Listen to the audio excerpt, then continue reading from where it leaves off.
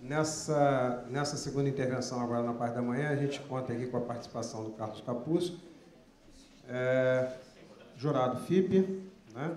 Tem participado aí ativamente de algumas exposições, e ele vai trazer para a gente o tema, né, que a gente colocou, que eu acho que é muito mais provocativo, né? No sentido de o que nós devemos fazer para chegar numa coleção com ouro, né? Então, o Capuzzo vai conversar com a gente aqui sobre isso e vai dar as impressões dele, fruto desse trabalho dele aí ao longo do tempo, participando de exposições e também julgando coleções. Certo, Capuzzo? Obrigado.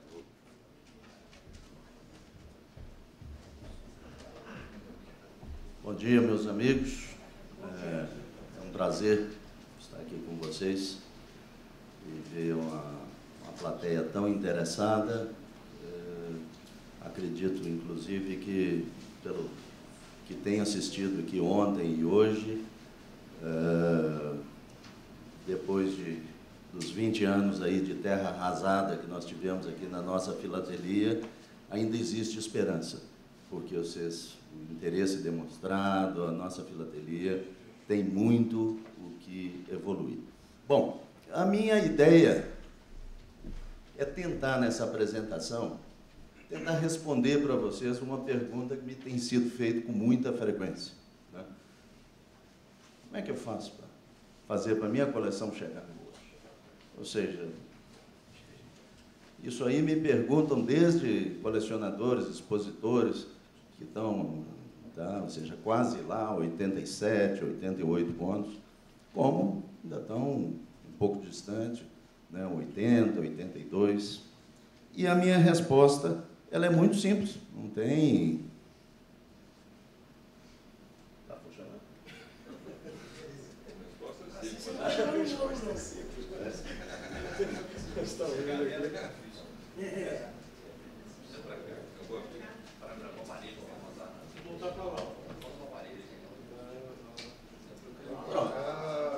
Muito fácil. Só obter 90 pontos, se a gente estiver falando de uma exposição FIPE ou FIAF, né, ou intercontinental. Mas, né, em que pese a resposta seja fácil, mas o caminho para a gente chegar até esses 90 pontos é um caminho, muitas vezes, ingrato, né? Então, eu muito pensei nisso, para tentar conseguir uma resposta que pudesse... A gente, não sei se é a minha formação de engenheiro, que a gente tem sempre aquela preocupação matemática, tem que ter uma fórmula, tem que ter né, ou seja, um caminho para isso. Eu comecei a refletir. Na realidade, para onde? Para lá. Ok. Então, qual é o nosso desafio, né? Depois de consultar vários pesquisadores da antiguidade, Pascal, Isaac Newton, né, tentando achar essa fórmula, teve um estudo de um doutor que me ajudou muito, o Dr. Damian Leck. Em 2009, eu tive a honra de assistir uma apresentação dele em Luoyang, na China, onde pela primeira vez ele colocou uma constatação que ele tinha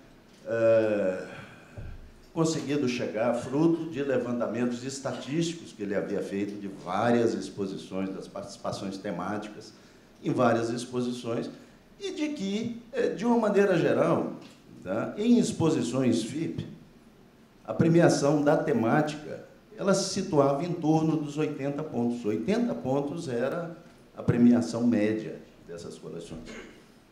E daí ele começou a desenvolver uma teoria extremamente interessante, que foi colocado aqui, e que revolucionou, na minha opinião, até a questão do julgamento das coleções temáticas.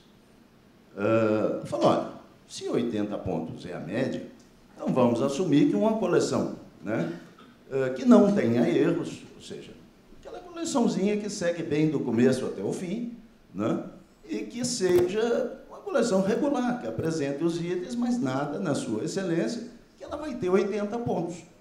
Então, hoje, quando se faz um julgamento de uma coleção temática, é usual, tá, no corpo de jurados, falar, olha, muito bem, essa coleção já tem 80 pontos. Agora, onde que ela vai crescer? Tá? E onde que ela vai perder pontos? Tá? Que não significa que toda coleção que vai participar de uma exposição FIP que tenha assegurado os 80 pontos, tá certo? Porque ela vai para baixo se ela começar a apresentar problemas, se ela começar a apresentar inconsistências. Então, 80 é a média, né? Ela vai para 78, 75, 73.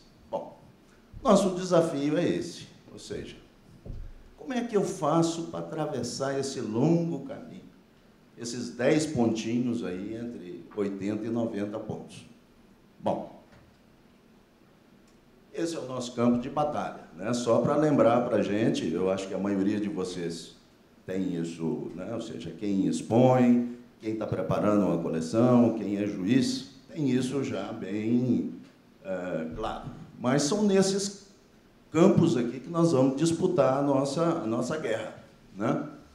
Então, se a gente dá uma olhada, nesses campos, você tem um campo que maior, né? Um campo grande, bem grande, né? Ou seja, nós vamos disputar 20 pontos. Então, esse eu considero como muito grande. Você tem 4 campos que são grandes, né? Ou seja, onde eu vou estar disputando 15 pontos. Um campo mediano, né? E 2 campos pequenininhos.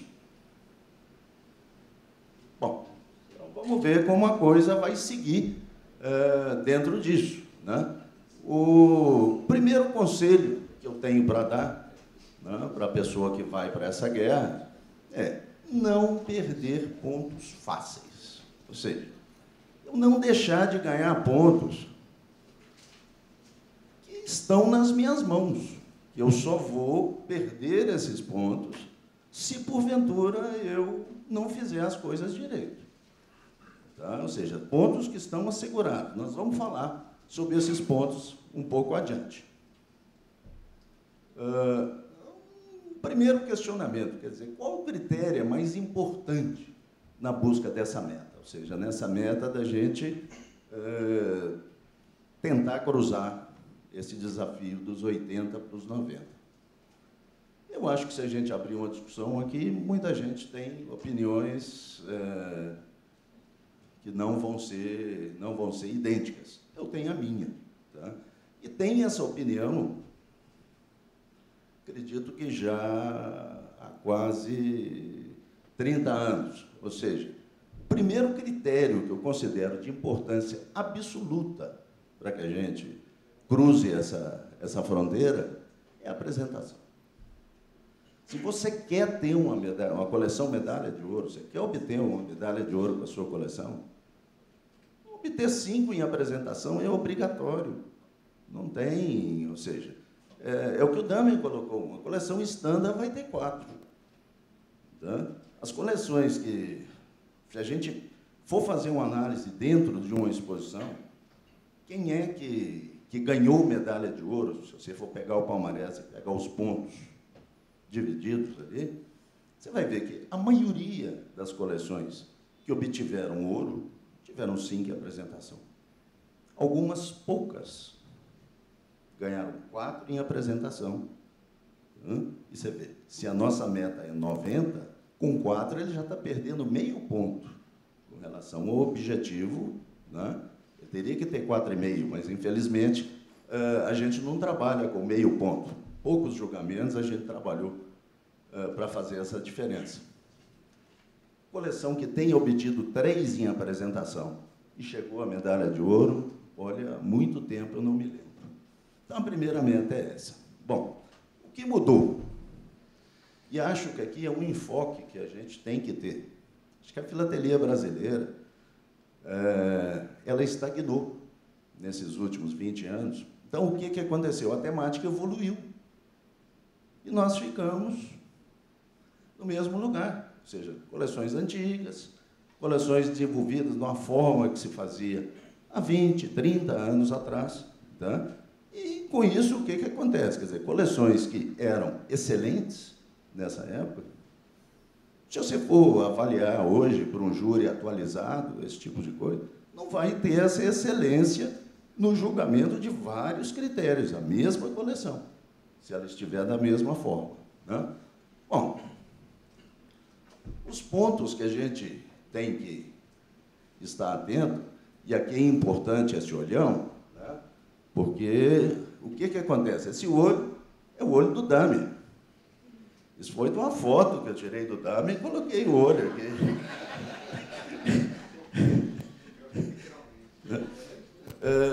O que acontece? Uma apresentação, você está querendo agradar o olho de quem está vendo a sua coleção. Você está querendo chegar àquela primeira visão. Você olha para a coleção, como diz o dummy, oh, né? É muito bonita, né? Esse tipo de coisa.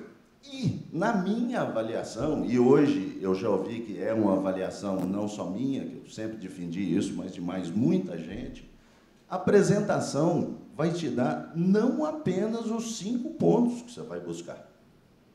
Como é que isso funciona? Funciona da seguinte forma. Se a coleção, a forma como ela veio para os quadros, ou seja, se ela é agradável, se é uma coisa que você se sente bem com ela, muitas vezes, o que acontece? Quando você vai julgar os outros critérios, e os outros critérios, não só esse, mas todos os critérios, o julgamento ele é subjetivo. Tá? Mas você chega, por exemplo, na parte de desenvolvimento, e fala, não, o desenvolvimento é muito bom, tem coisas boas, mas você, como na própria escala que o Damian propôs, né, ele falou, não, é muito bom, é 13 e 14. Na minha opinião, né, se você tem uma boa apresentação, os jurados vão para o 14. É incondicional isso, não é? Não, ele teve uma boa apresentação, eu vou para o 14. Ou seja, na hora que eles atribuem os pontos, de forma assim, subliminar, eles acabam indo para uma posição mais favorável, porque sua coleção tem uma boa apresentação. Né? Eu não vou entrar em detalhes da questão, não só das mudanças em termos de apresentação, o que isso representa, porque hoje o que acontece? Né? Quer dizer, toda a parte de regulamentação está muito clara, né? Ou seja, a filatelia expositiva ela é muito técnica. Né? E se a gente não tivesse essas regras, se não fosse uma coisa tão técnica assim, seria muito difícil fazer essa avaliação. Eu venho de uma época que no início não se atribuía pontos. Existia a escala de pontos, mas você simplesmente chegava, olhava, via as qualidades da coleção, via quão bom aquilo era perto do que podia ser, eventualmente encontrava algumas falhas e tal. Isso é uma coleção de vermelho.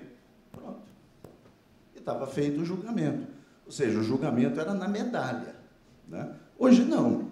Tá? Hoje, graças a esses estudos, graças à regulamentação, graças a essas coisas todas, não só, né, o julgamento passou a ser extremamente técnico, como é difícil você ter um julgamento onde esteja no corpo de jurados pessoal credenciado pela FIP, pela FEBRAF, e que não utilize em escala de pontos. Isso não, né, não tem mais aquela história da medalha, que é o primeiro risco que se tinha com a questão da medalha, muitas vezes você está atribuindo a medalha não por méritos. Muitas vezes, conheço o colecionador, ele é meu amigo, não, vou dar um vermelho para ele. E não é esse o objetivo. A coisa não tem nada a ver com amizade, tem nada a ver com... ela é técnica. Bom, ontem teve muita discussão já com relação à folha. Hoje se utiliza muito a folha A3, em termos de coleções. Não é obrigatório. A gente tanto pode montar a nossa coleção em folhas A3, A4, o Everaldo até sugeriu A4 em 1/3, ou seja, coisas... O importante, né, é que você cuide primeiro da folha, muito mais do que da dimensão. Da dimensão tem um amigo meu que cuida, ou cuidou disso. Eu vi um exemplo numa exposição ao extremo. Vários de vocês, acredito, que estiveram na Brasiliana, né? 2013, e a coleção, a melhor coleção temática que estava exposta lá, foi candidata ao Grande Prêmio Internacional da Coleção, por coincidência do nosso mestre, né? Quando, na hora da discussão das coleções, eu fui para frente dos quadros da coleção para tentar dar alguma luz para os jurados de outras especialidades que estivessem ali, tá? Ou seja, mostrar, ou seja, assim, de forma mais concisa, os pontos fortes da coleção e tudo mais. E chegou um e falou, por que essa coleção aqui, ó, ela está praticamente sem margem aqui na direita? Eu falei, realmente, isso não é usual. Eu depois fui conversar com o colecionador, falou, o que aconteceu? Tá? Foi quando ele me explicou. Falou, olha, eu recebi na informação inicial da Federação Brasileira de Filatelia, no boletim número 1, constava que o tamanho do quadro, eu não me lembro as medidas, né? Mas em vez de ser 1,20, por um erro estava 1,30, uma coisa assim. E o que acontece? Ele é colecionador, ele é expositor, ele remontou toda a sua coleção em folhas um pouco maior, para tentar aproveitar o espaço. Porque o que acontece? Nós, expositores, temos que aproveitar todo o espaço que nos é dado, que nos é disponível. Então, ele montou a folha um pouco maior, chegou aqui, os quadros eram 10 centímetros menor, ele teve que fazer uma operação, né? Mas, quer dizer, o que é importante com relação à folha?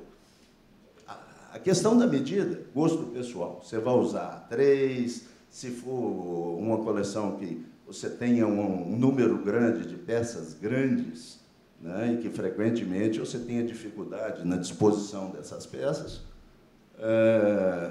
se você gostar, isso é questão de opção, não vai ser o A3 ou o A4 que vai fazer com que você não perca esse primeiro ponto fácil. Que esse é um dos pontos fáceis que eu dei o conselho. Falaram, não perca esse ponto. Você não pode perder o ponto de 4 para 5. Esse ponto é seu. Tá? Então, o que acontece? Escolha da folha, tonalidade da folha hoje é muito importante. Isso a gente vê como, quando você vai para uma exposição internacional, procura as melhores coleções que foram premiadas ali dentro daquela exposição. Fala, como é que é o tipo de folha que está sendo utilizado? Como é que é a editoração que ele está usando? Ele tem um texto, o que é óbvio, um corpo de texto para título, pode ter outro para subtítulo, outro para o título, para o fio condutor, né, para o texto temático. Vai ter, possivelmente, um outro corpo diferente para as legendas filatélicas, um outro para as legendas temáticas, né? Mas isso cada vez mais passa a ser uma coisa imperiosa na coleção, para se fazer um trabalho harmonioso, que seja agradável para a vista, né? Que você chegue ali e se sinta bem com aquela coleção. Você vai aprender com essas coleções. As legendas, como eu falei, tá? Antigamente, nas chamadas coleções de terceira geração, como diz o Jonas, né? O Jonas acredito que foi ele que criou essa subdivisão, ou foi você, Dan? Foi ele? Tá bom. Mas foi a primeira vez que eu ouvi, né? Foi na palestra dele, durante a Brasiliana, e ele exatamente defendendo. Eu falei, não, isso aqui é uma coleção de terceira geração. Ou seja, a minha coleção, na forma como ele está hoje, é uma coleção de terceira geração. A coleção do David Fitz é uma coleção de terceira geração. E nós tivemos a oportunidade de discutir isso exaustivamente na frente dos quadros, durante a Brasiliana, apontando as diferenças de uma coleção para outra. Então, na nossa época, praticamente a gente não utilizava a questão A legenda filatélica, principalmente, muito pouco. Hoje, se você não faz uso da legenda filatélica dentro da sua coleção, quando você for avaliado, vão falar que você estudou pouco o tema. Você simplesmente está colocando as peças ali na coleção. Tá? Questão da disposição, a mesma coisa. Vocês se lembram que uma das coisas que influenciou muito a temática brasileira foram as primeiras exposições mundiais que nós tivemos aqui. A Brasiliana 79, a Brasiliana 83, foi quando o grosso da população de colecionadores do Brasil teve a oportunidade de ver uma exposição com coleções de nível e aprender com essas coleções. Então, ali na época, uma das coisas que nós aprendemos foram com as coleções suíças. As coleções temáticas suíças tinham aquela disposição de selos dentro de uma folha, né? Você praticamente colocava os selos e peças filatélicas formando um bloco, né? Você tinha toda a parte do texto temático, mas não tinha o que hoje é exigido, como o Damian colocou, que dentro da mesma folha a coisa siga uma ordem lógica. Ou seja, o tema vai sendo desenvolvido dentro das folhas. A gente tinha uma preocupação de simplesmente conduzir esse tema de folha a folha, com fluência, esse tipo de coisa. Nós sempre tivemos, mas não tinha essa preocupação de se fazer o desenvolvimento intrafolha. Hoje isso tem que ser feito, senão você não vai ser bem avaliado. E a questão de ocupação de espaço, eu já citei o exemplo, o exemplo claro é a questão do dado. Vamos aproveitar o espaço que a gente tem. Isso não significa que eu tenho que tentar fazer um verdadeiro agrupamento de peças dentro de uma folha. Não é isso que se quer.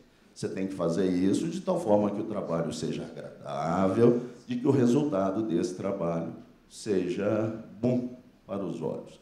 Na Brasiliana 2013, nós tivemos uma coleção presente que, na minha opinião, ela saiu como a segunda melhor coleção temática presente, sobre publicidade, não é isso, Dami? Francesa? Francesa. Eu não me lembro o colecionador.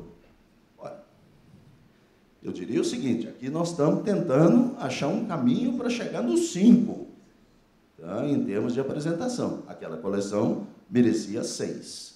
Tá? Ou seja, é o supra-sumo em termos de apresentação. A única que chegava um pouco perto dela era a coleção do Dami.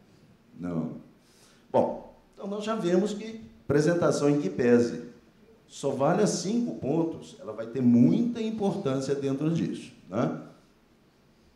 Agora, o segundo conselho que eu queria dar para vocês. Cabeça é feita para pensar. Ou seja, não é só para colocar chapéu, né? Sério.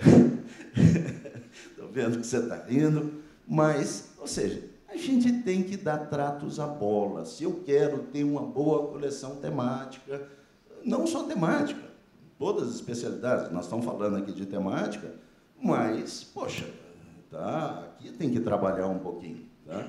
E vem para mim, então, o segundo critério que eu considero importantíssimo para a busca dessa medalha de ouro. Tá? Ele tem a mesma importância que a apresentação. Se eu falei que a apresentação, você consegue ter uma apresentação de 5 pontos, você possivelmente vai puxar mais 3 pontos, porque você vai ser avaliado em mais 6, 7 quesitos, e se você levar em consideração que em 3 você ficaria onde você ficaria, mas em outros 3, né? Ou seja, na dúvida do juiz, ele foi para cima, você ganhou 3 pontos. Né? O segundo critério é a inovação. Vocês vejam bem, ou seja, dentro daquele nosso campo de batalha, são os 2 menores países que nós temos que conquistar ali. Né?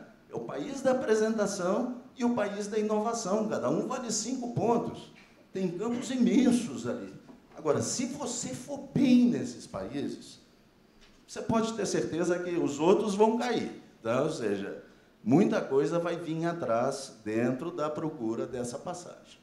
Agora, aqui eu acho que o objetivo é o 5, porque não, no outro, que não? Ou seja, se você quer... Oi. Bom, se você quer chegar nessa medalha de ouro, FIB, você tem que ter um 5 em inovação.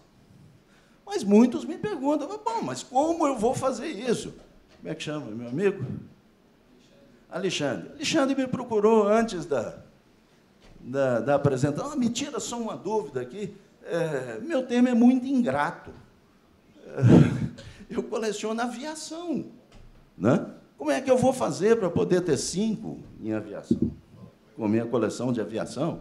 Tá? A primeira coisa que eu te falo, Alexandre, à primeira vista, existem temas até muito mais ingratos que o seu. Imagina uma pessoa que colecione fauna, que tem tantos, não, Denis? Né?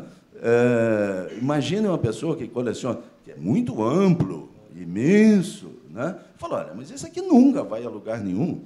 Tá? Então, imagina que ele colecione uma especialidade, ou flora. Né? Também é a mesma dificuldade.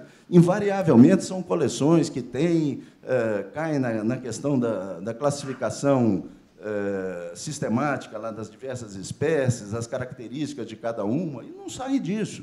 Né? Bom, vamos voltar na sua aviação. Nós tivemos aqui no Brasil, por exemplo, a questão da inovação, que eu estava te dizendo, é o seguinte: você tem que pensar. É o que o Damian colocou. Tá? Eu quero a sua coleção perfeita, tá certo? Ou seja, eu não quero que você invente coisas ali, que você crie coisas.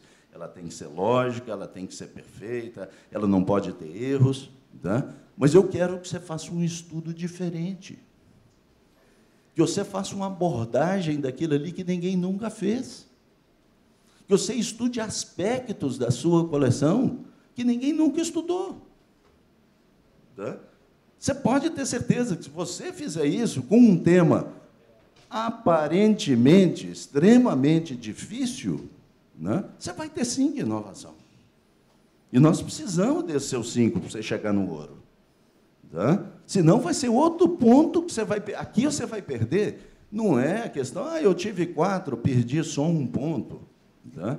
Se você não consegue ter uma abordagem inovadora, nós vamos ver, na continuidade, que vários aspectos da sua coleção vão perder.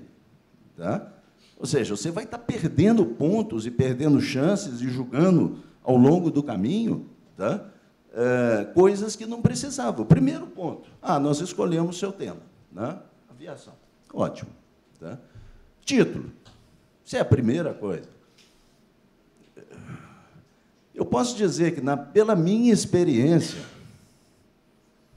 eu vou chutar um número, de 30% a 40% dos expositores, não vou dizer dos colecionadores, mas dos expositores, não dá ao título a importância que ele merece.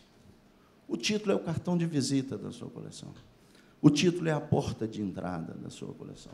O título é que vai fazer com que aquele visitante, ou aquele juiz, que não passa de um visitante mais especializado, que está examinando sua coleção, se interesse por ela. Tá? Então, eu não consigo admitir, mas, assim, eu gostaria que a pessoa, inclusive, estivesse aqui dentro, que eu vim para falar isso para ela, que eu tento ajudar, entendeu? Mas a gente tem uma coleção, por exemplo, que chama O Submarino.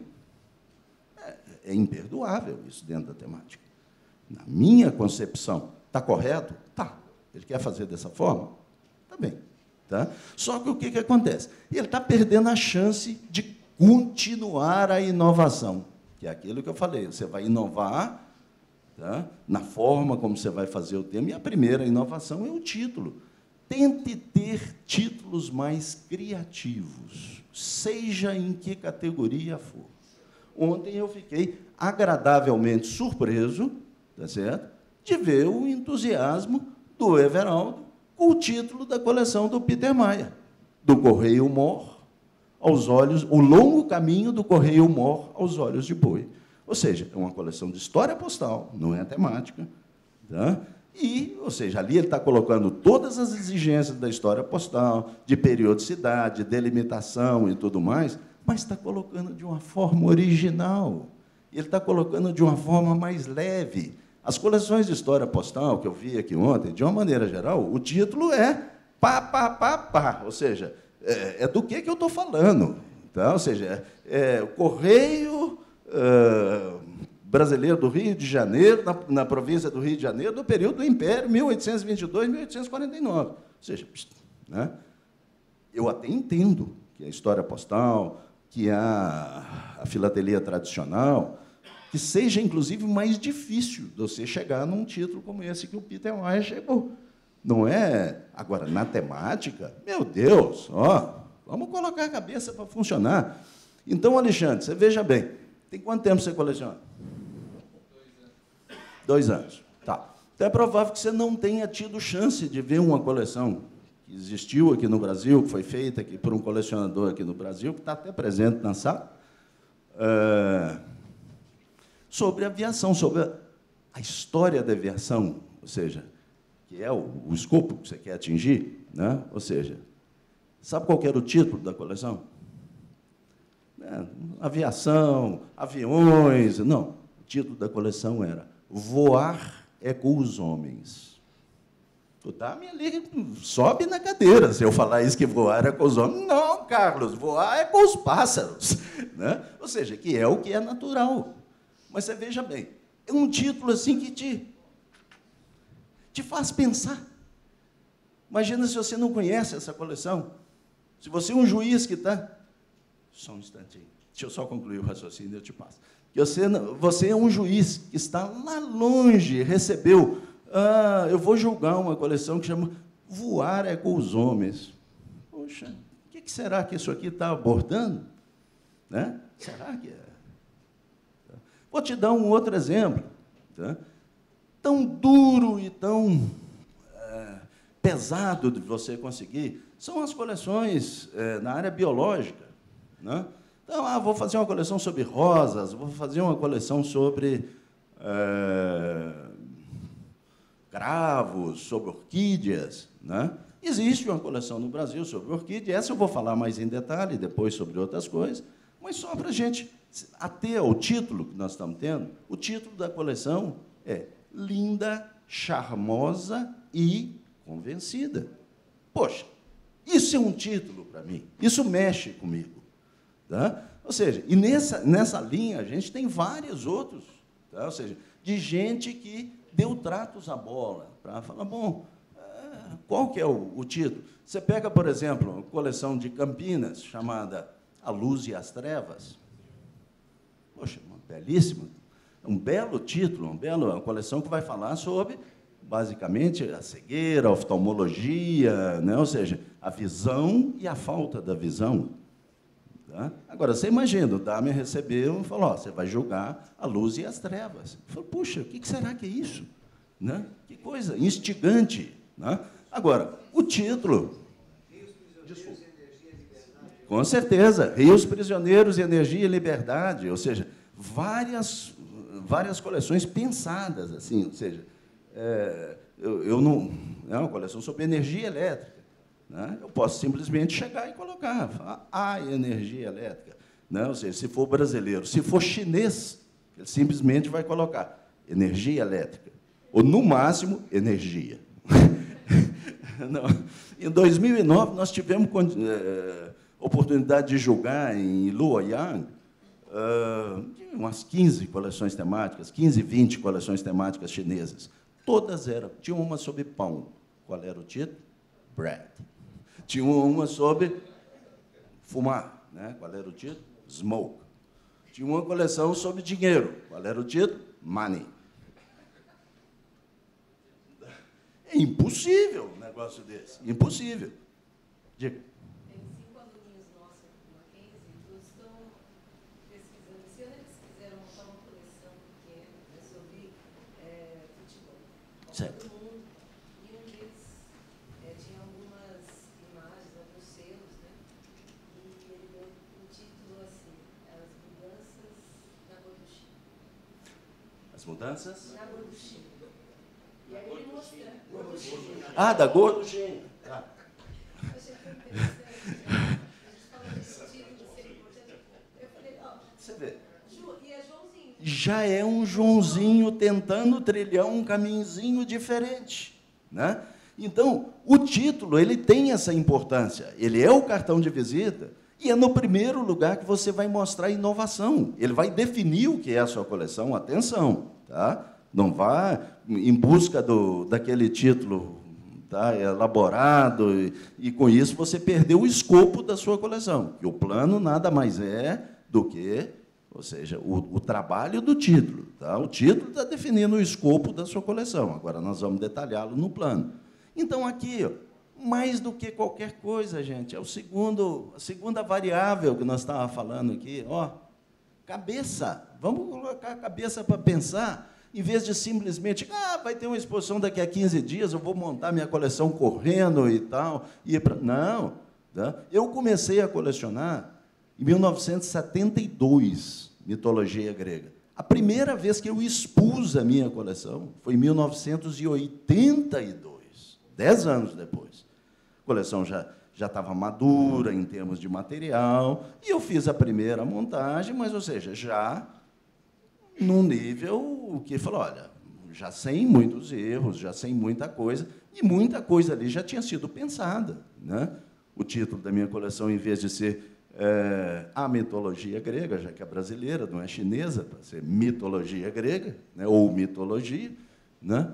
Era um passeio pelo Olimpo, ou seja, instigante. Você, né? Falou, olha, poxa, vamos ver isso aqui. Te dá vontade de ver a coleção, te dá vontade de... vamos para o passo seguinte, vamos para a folha, né? Vamos para a folha seguinte, vamos ver o plano. Né? É diferente das outras. Bom, aqui vem uma... Né? Ou seja, esse quadro... Eu fiz questão de colocar larva, que não era casulo, né? Para a gente mostrar a importância do plano. Em que pese o plano você tenha todas as exigências do plano, né, que seja correto, ele pode ser histórico, ele pode ser lógico, ele tem que cumprir tudo isso, tá certo? Mas no plano também eu posso ter inovação. Aqui também, e eu vou falar de alguns casos, eu vou começar pelo caso da coleção do Evaí, que eu conheço bem a história passada dela, né? Como eu disse, eu expus pela primeira vez em 1982.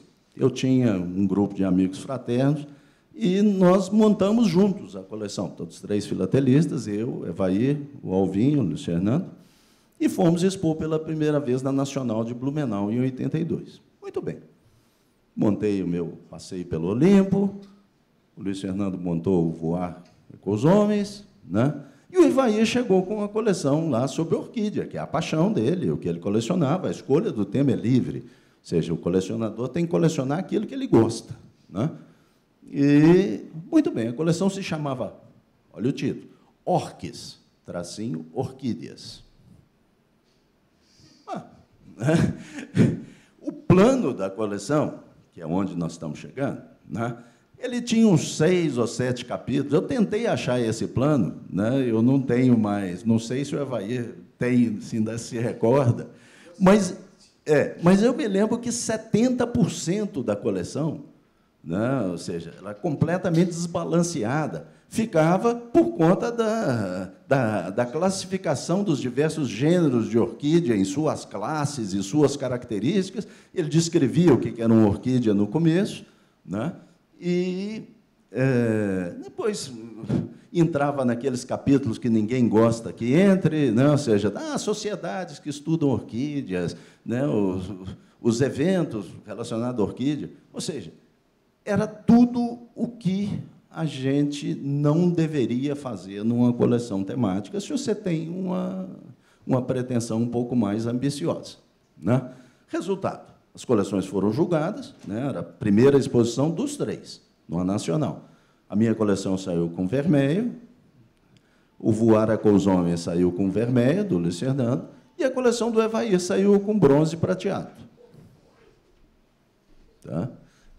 Aquilo, na época lá, nós fizemos até uma coisa muito curiosa, porque a gente sempre foi muito interessado em filatelia, temática, sobretudo.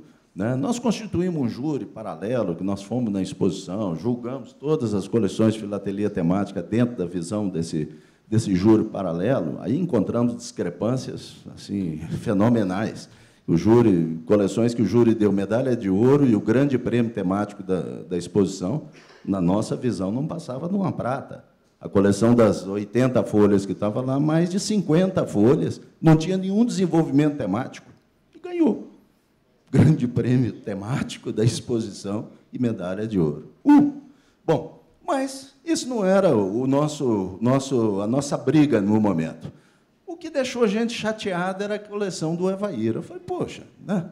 Que coisa, né? Ou seja, a gente já tem que começar aqui, tal. E nós sempre fomos amigos muito fraternos, nós ficávamos juntos no mesmo quarto de hotel. Então, saímos da exposição, depois que foi divulgado o resultado, fomos para o quarto à tarde, abrimos uma garrafa de uísque, né? E começamos a tomar o uísque, todo mundo de perna para cima, e começamos a fazer um brainstorm em cima da coleção do Evair.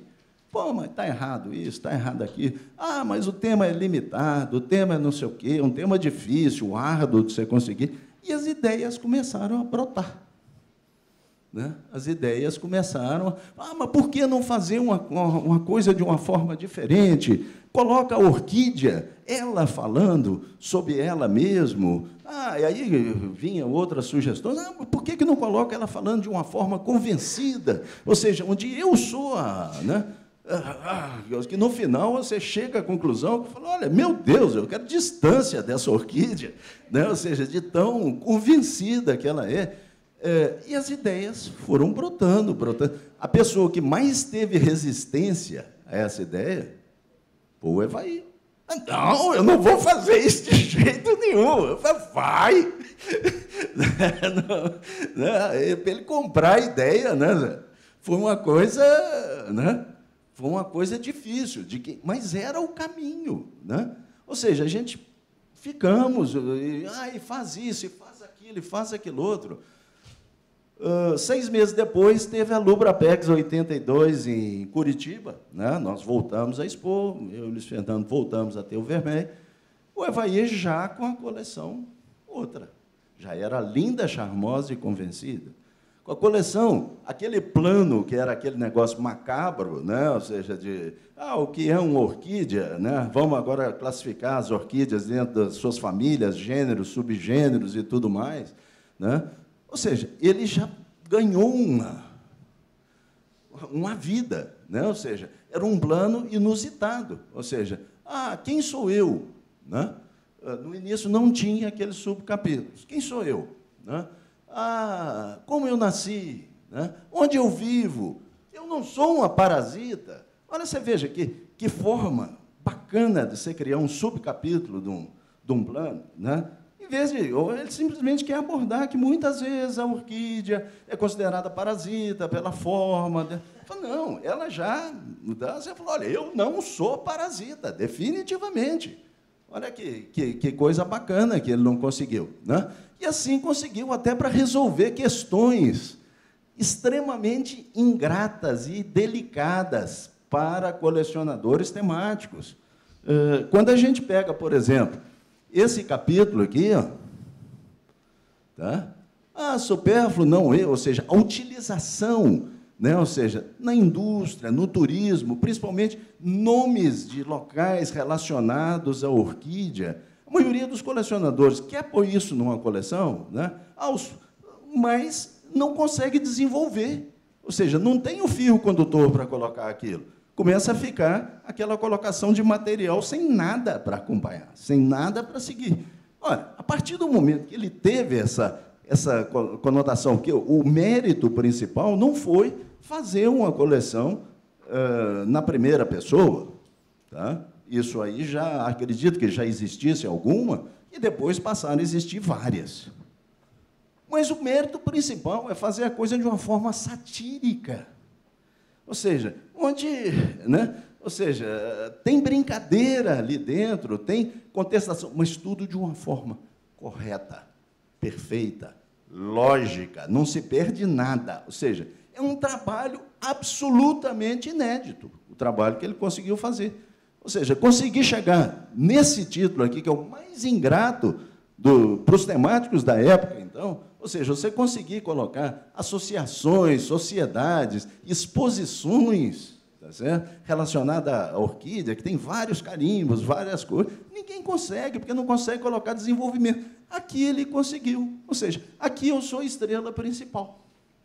A partir do momento que ele teve esse enfoque, ele começa a ter como desenvolver, ele começa a ter como caminhar por essas peças, né? Até chegar na famosa conclusão da coleção, que essa é boa para a história postal, tem começo, meio e fim, né? Que é onde ele chega no espelho da madrasta, da Bela Adormecida, e fala, espelho, espelho meu, existe flor mais bonita do que eu, né? Ou seja, ela joga as tranças. Então, isso é que se busca, isso é inovação. Tá? Aqui vocês vão ter pontos máximos. Por quê? Ele usou a cabeça. Tá? Ele trabalhou aquilo. Se chegar para mim hoje e perguntar, tem coisa aqui que eu não gosto. Tá? Aqui, ó. Toda essa parte aqui dos subtítulos que foi colocado, isso aqui foi colocado por exigência de julgadores lá no passado, lá, que, na minha opinião, eram implicadores e não julgadores, Bergman, né, coisas desse tipo. Você tem que subdividir isso aqui, você tem que colocar. Tá bom, você pode até ter que colocar subdivisões dentro dos capítulos para mostrar o seu estudo de uma forma mais bem elaborada. Mas aqui, ó, o Evair, a cabeça dele eu conheço bem, né? Então, o que acontece? Ele se preocupou em colocar, e nos subcapítulos ele não preocupou em manter a orquídea, né? Ele voltou à composição da minha flor, ou seja, ele é um pouco alemão, né? Ou seja, isso é isso, né? Não tem um pouco da cabeça alemã. Bom, mas isso era só para mostrar, ou seja, que qualquer coleção, você pode sair de um plano medíocre, tá? Para chegar num ponto mais baixo, para um plano extremamente bem elaborado e cheio de inovação, cheio de coisas novas, de coisas fantásticas. Bom, desenvolvimento. Na minha opinião, de todos os campos de batalha, foi até o que sofreu menos modificação com esse novo approach da temática. Ou seja, continua sendo obrigatória a questão do fio condutor fluente, sempre suportado pelas legendas temáticas, né? Como eu falei, agora isso tem uma importância muito maior do que teve lá atrás, você tem que fazer, isso tem que ser delicado dentro das coisas. A questão da disposição do material também foi colocada. Agora, a questão de você conseguir um desenvolvimento inovador, ou seja, de você conseguir, na parte de desenvolvimento, buscar a mesma coisa. Você tem que buscar inovação, você tem que buscar... você continua lutando ali, ó, pela cabeça do Damian. Você conquistou o olho dele com a apresentação. Agora nós estamos ali no terreno, né, da cabeça. Ou seja, ele não vai ter tempo de ler toda a sua coleção, mas ele sabe qual é o título dela, ele vai ver o plano muito bem visto, tá certo? E vai dar um overall na coleção. Ou seja, no que diz respeito, vai... alguns setores mais... deixa eu ver como isso está sendo tratado aqui, olha que interessante, como é que está sendo feito. Porque, infelizmente, principalmente na primeira vez que se vê uma coleção, é impossível você ter um... Então, é uma coisa que eu tenho que continuar com isso em mente, ou seja, inovação, inovação. Então, são aqueles dois pequenininhos lá, apresentação e inovação, mas que se eu tirar 10 ali, a minha coleção está no caminho certinho para chegar nessa medalha de ouro. Bom, com relação ao conhecimento temático, né? Aqui, mais do que as questões técnicas, que é a adequação do material, a importância das legendas temáticas, mais uma vez, o item que vai decidir aqui a questão daquele passinho adicional, daquele pontinho adicional, é indubitavelmente isso, é a presença de material sem correlação direta com o tema. Aqui está a pedra de toque. Tá? Aqui, como o Damian mostrou, tá? Ele chega aí, uma coleção de matemática, eu sei, de onde é aquele selo, Damian? Aquele com o ângulo de 90 graus? Não, é do Cabo da Boa Esperança? Não, aqueles não, aqueles triangulares. Os triangulares da coleção de matemática, do Teorema de Pitágoras, de onde é aquele? Acho que não é do Cabo. Não, mas de onde são os selos? Você se recorda? Não. Pois é.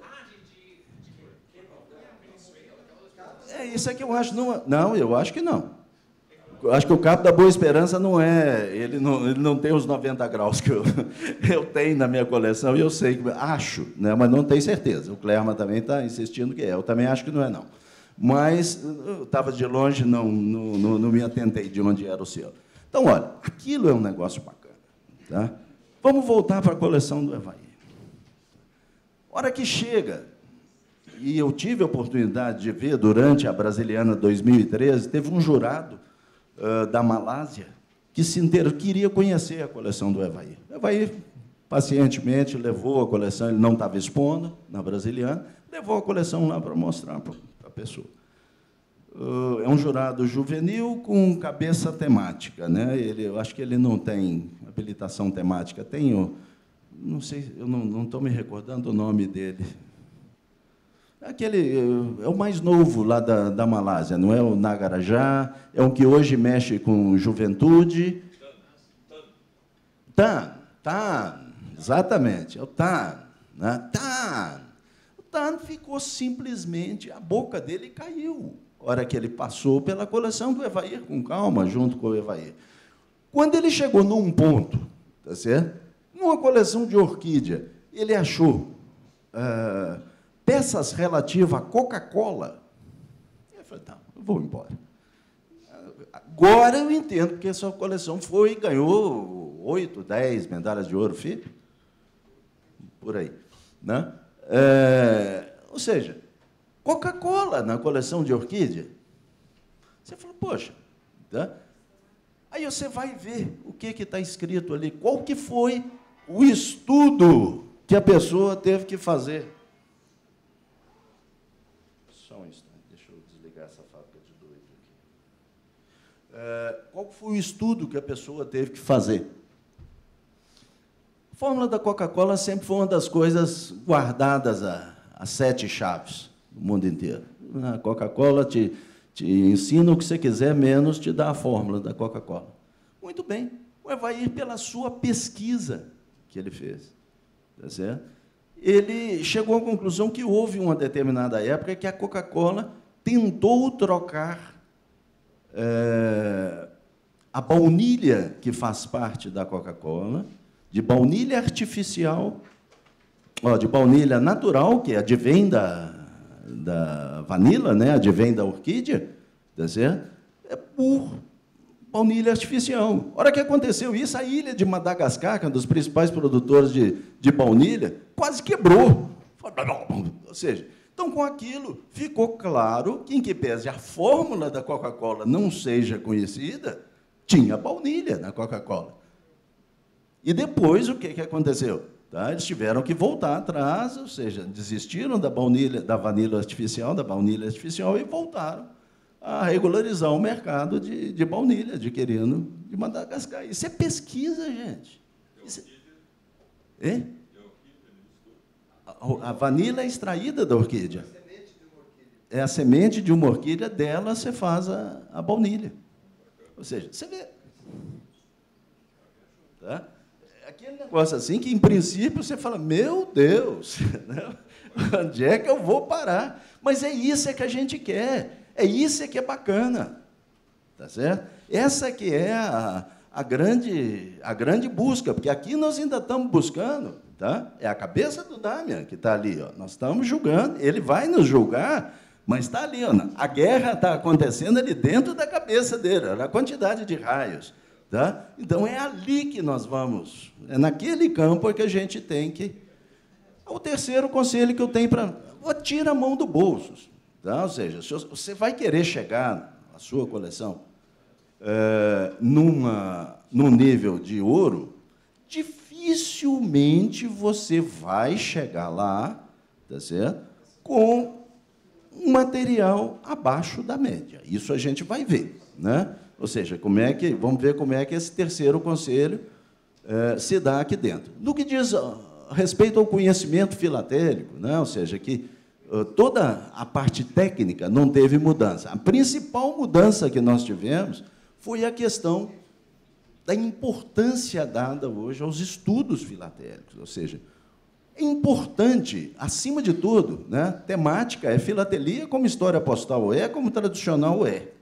Tá? Nós estamos entrando em umas áreas aqui, ou seja, então, se na tradicional se faz estudo em determinado selo, na temática também você deve fazer. Tá? Eu vou dar um exemplo para vocês. Na minha coleção, lá de trás, não tinha. Tá? Mas eu comecei a coletar material para fazer um estudo sobre mitologia grega, o R$ 1.000 e o R$ 2.000 da Madrugada Republicana. São as duas peças de maior valor, mais alto valor da Madrugada Republicana. Então, eu posso dizer o seguinte, no que diz respeito a peças novas, que são as de maior utilização dentro da temática, os maiores blocos conhecidos de R$ 1.000, de R$ 2.000 novos estão comigo, nas diversas picotagens, nos diversos tipos de... é o primeiro de 94, margem larga, o filigranado. Inclusive, chegou a ser de minha propriedade, que eu adquiri, o bloco de 6 Interpanô, com impressão tripla, que sempre foi considerada a peça, o chipógrafo da Madrugada Republicana, ou seja, era a peça-chave em termos de Madrugada Republicana. Em função, né, dos 20 anos negros que nós vivemos aqui na filatelia brasileira, eu cheguei a praticamente desistir de colecionar. Falei, não vou levar isso a lugar nenhum e tal. Então, eu vendi essa peça. Foi um crime eu ter feito isso. Não o fato de eu ter vendido.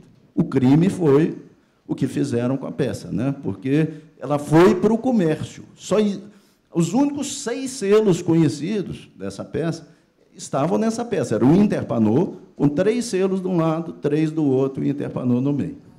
O comerciante que adquiriu, cortou um selo do lado, cortou outro selo do lado, cortou do outro, deixou um Interpanô de 2 selos, um selo do lado, o Interpanô, o outro selo, e 4 selos isolados. Então, isso é o que existe e que sobrou. Mas, então, quer dizer, tem que ser feito. Você quer chegar nessa medalha de ouro, você tem que apresentar estudos filatélicos consistentes dentro da sua coleção, tá certo? E tentando...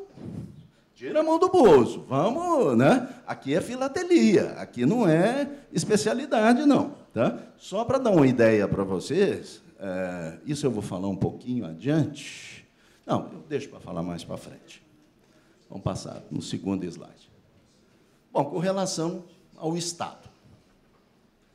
Estado, a primeira coisa, isso é uma constante vigilância que a gente tem que dar no que diz respeito às peças de nossa coleção. Você tem que estar sempre em mente a questão do Estado. Porque, infelizmente, o que acontece?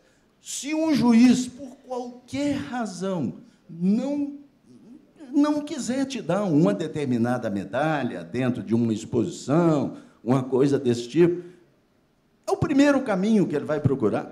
Mas como eu posso dar esses pontos? Olha aqui, uma coleção que apresenta uma peça desse jeito. Eu tive um problema desse tipo na Austrália, 2013, né? Numa coleção brasileira, não temática.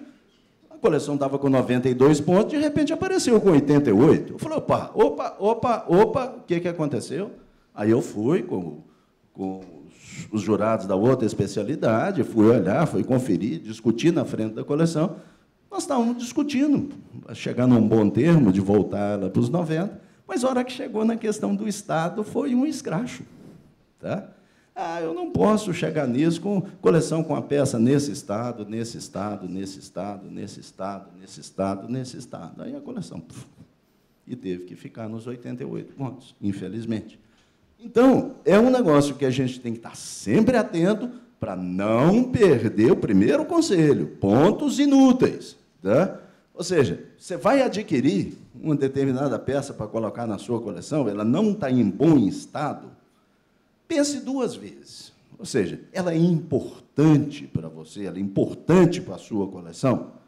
É um assunto, um aspecto que você não consegue outro material para desenvolver, ou seja, você tem que seguir essa linha. Muito bem, então adquira, tá certo? Ou seja, você vai estar ganhando pontos pelo lado temático, pelo lado do desenvolvimento. Tá? Agora, se não for, se existirem peças similares no mercado, sempre vigilante a questão do Estado. Aqui está a minha opinião pessoal. É um critério totalmente inútil dentro do julgamento das coleções temáticas. A experiência que eu tenho tido nos últimos julgamentos que eu fiz em termos de exposição FIP, o que acontece? Se você tem problema de Estado, ou seja, ou se alguém está implicado com a sua coleção, né? Ótimo, isso aí é o ponto que eles vão pegar os ganchinhos. Tá? Agora, se não tem, o Estado tem funcionado quase como um critério de notas automáticas. Essa coleção é ouro? Muito bem, ela, né, ou seja, ela está caminhando para o ouro, então é 10 de Estado. Tá? Essa coleção vai ser mediana, então é 9 de Estado. Essa coleção é nível de vermelho, 8 de Estado. Olha, tá? Eu discordo disso, né? Ou seja, o Dami apresentou os critérios dele de avaliação, de como sair da questão do vermelho para cima, para baixo, aquilo é uma coisa consistente. Agora, as formas como andei vendo isso ser julgado, quer dizer, era preferível você chegar e pegar os 10 pontos de Estado e colocar na raridade. Tá? Que aí o que acontece? Ali, em vez de valer 20, passa a valer 30.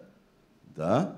E tá bom, se você vai ter problema de Estado, você vai ser um pouco menos avaliado dentro da raridade. Mas não me peça para continuar com aquilo desnecessariamente, que é perda de tempo. Essa é a minha opinião. Bom, então, aqui, nós estamos... Tudo isso aqui está mexendo com aquela mão que nós tiramos do bolso. Né? Está o tio Patinhas ali agarrado no seu dinheiro. Né? Ou seja, eu tenho que colocar peças na coleção. Ou seja, dificilmente você vai chegar nesse estado de atingir a sua medalha de ouro FIP com uma coleção que, no que diz respeito à raridade, no que diz respeito a, efetivamente, né, ou seja, a parte da filatélica, a parte aqui realmente de onde você teve que procurar coisas raras para pôr na coleção, se você não for muito consistente nisso, você dificilmente vai chegar. Tem casos, tá? Tem casos, é possível, se a gente for parar para pensar, né? Ou seja, se você tiver um trabalho mediano, pela própria, que mediano não é pouco, tá? Ou seja, você já teve que... mediano não é, tá? Aquilo que a coleção não apresenta nada em termos de raridade, mas é mediano, não tem nada de excepcional e tal. Você vai ter 16 pontos, você vai ter 15, você vai ter 13, você vai ter 12. Você pode perder esses pontos, né? Ou seja, eu não estou dizendo que você, para chegar com a sua coleção medalhas de ouro, você tem que ser fortíssimo em raridade. Tá? Para chegar no ouro grande, com certeza. Eu, inclusive, aí é um critério pessoal meu. Tá? Eu não aceito atribuir uma medalha de ouro grande numa exposição FIP para uma coleção temática que não seja muito sólida filatelicamente. Isso teoricamente pode. Ele pode estar perdendo 5 pontos ali na raridade, está tirando 15 ou está tirando 16 e ser perfeito nas outras. Teoricamente pode, mas é até um pouco indefensável. Não, 100% de tudo. Nós tivemos um problema desse durante o julgamento da Brasiliana 2013, de uma coleção que tinha gente dentro do grupo que... a coleção já andava com 93, 92, e que queria tentar ver se era possível, olhando as diversas avaliações, que ela chegasse nos 95. Eu fui muito taxativo. Eu falei, olha, sob a minha visão, não é porque ela manca no estado filatélico. Ou seja, 10? Não. Você sabe que slide é esse aqui? Não. Né? Também assim, não. Então, quer dizer, a raridade é a hora da verdade, gente. Aqui é filatelia. Tá? Aqui é filatelia.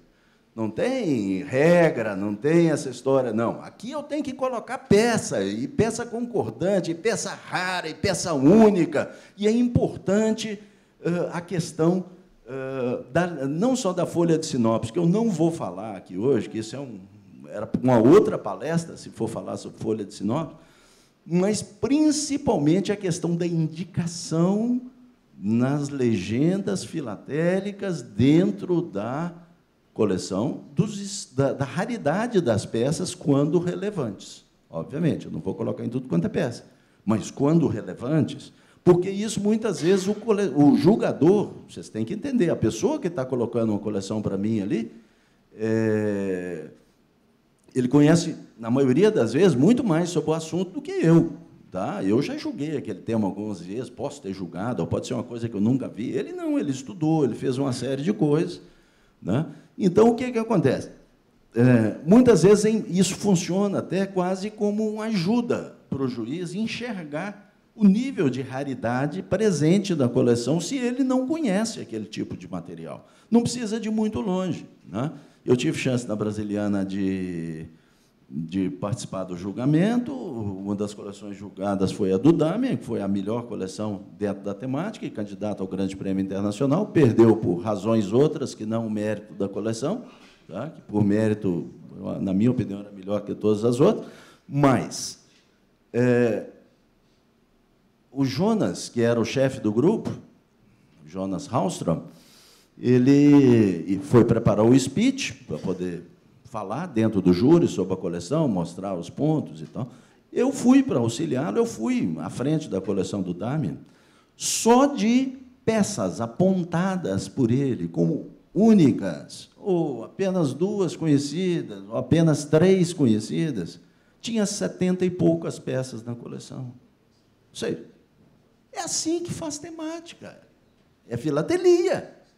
Tá? É filatelia. É lógico que eu não quero, Alexandre, não estou falando aqui para falar, pô, você já tem que chegar aí. Você tem que ter isso em mente para saber, eu quero chegar naquele ponto. Não, então esse é o caminho que eu vou ter que trilhar. Essas são as coisas que eu tenho que estar atento. Tá? Porque, muitas vezes, gente me vê falando dessa forma e fala, pô, então a coisa só serve desse jeito, então nem quero saber disso mais. E tal. Não, não é isso. Esse é o nível alto. Né?